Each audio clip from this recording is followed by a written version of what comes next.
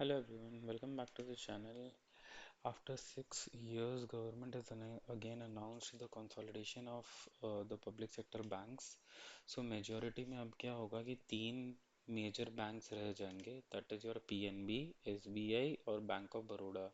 जो small small banks थे जैसे आपका इंडियन ओवरसीज बैंक हो गया, सेंट्रल बैंक हो गया, बैंक ऑफ बड़ौदा हो गया, सॉरी बैंक ऑफ महाराष्ट्र हो गया, ये सब स्टेट रन बैंक्स जो थे वो मेन स्ट्रीम बैंक्स में मर्ज हो जाएंगे।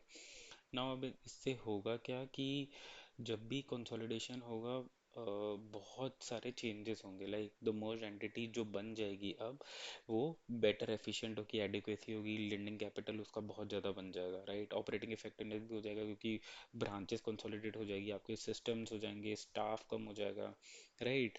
एंड देन आपका इम्प्रूव गवर्नेंस बन जाएगा क्योंकि larger banks tend to have a larger risk of risk compliance and framework, correct.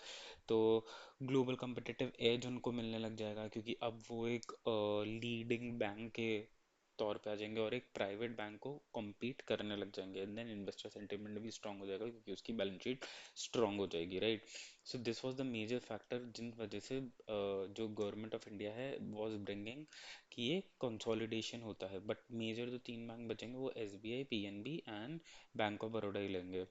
इसके कुछ नेगेटिव फैक्टर्स भी होते हैं, इट्स नॉट ऑलवेज कि आपने कंसोलिडेट कर दिया तो सब कुछ सही जाएगा। नेगेटिव फैक्टर्स में जो आएगा वो एग्जीक्यूशन का सबसे बड़ा प्रॉब्लम आएगा। जैसे अपन को पता है कि ये 6 साल लग चुके हैं इसके अभी तक, राइट। अभी तक इसके 6 साल लग चुके थे जब तक गवर्नमेंट ये नहीं कर पाई थी। अभी इसका प्रॉपर एग्जीक्यूशन कैसे होगा, ट्रैक पर कैसे आएगा, चीज़ें मर्ज कैसे होगी, वो मेरे हिसाब से अभी भी बहुत मेसी और स्लो ही रहेगा, राइट। उसके बाद यूजुअली जॉब सिनेरियोज जो होंगे क्योंकि आप मर्जिंग कर रहे हो, सेंटिमेंट बिगड़ेंगे, वापस सेंटिमेंट बिगड़ेंगे। लास्ट टाइम भी ये होता, लोग सड़क पर आ गए थे, राइट। वो अगेन इशू होगा ही होगा।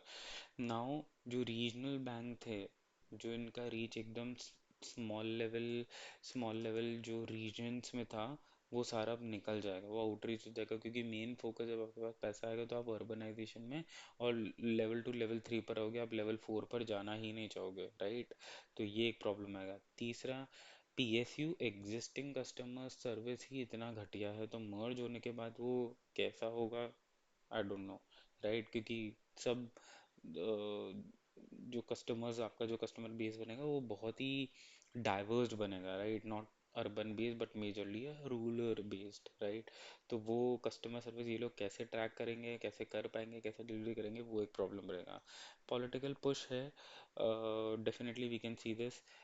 दूसरी चीज़ जो हो जाएगी आपके, जैसे मान लो एसबीआई में आपके एनपीएस भर भर के पड़े हैं, ठीक है।